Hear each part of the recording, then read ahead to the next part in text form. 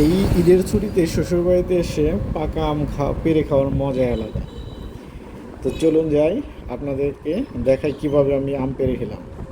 রাখি দেন মাইটা টিন কিন্তু ভাঙ্গে যাইব। ও দুয়ের বেলা ফিক্কা দেন, টক না মিঠা মিঠা আছে না? দিহেন কিরা টিরা হই দেখেন না, দিহে খেয়েন। দেশাল আমের বিটে খালি এলাম কিরা হয়। দেন দেন আমারে দেন ফিক্কা, ভালো মিষ্টি তো।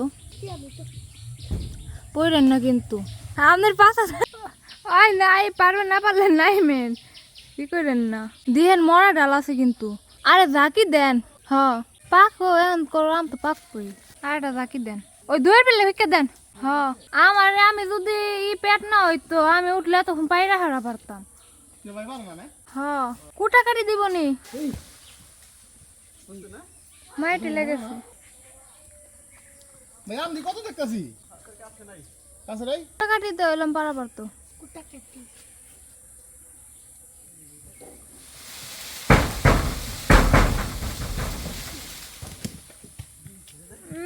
ফেসে মিশে গেল।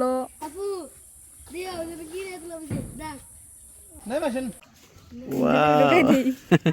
বাইরে বেনে যাবে খিলবিল করতেছে। ওয়া দুধ দিছে দুধ দিছে। কাইতে আসেন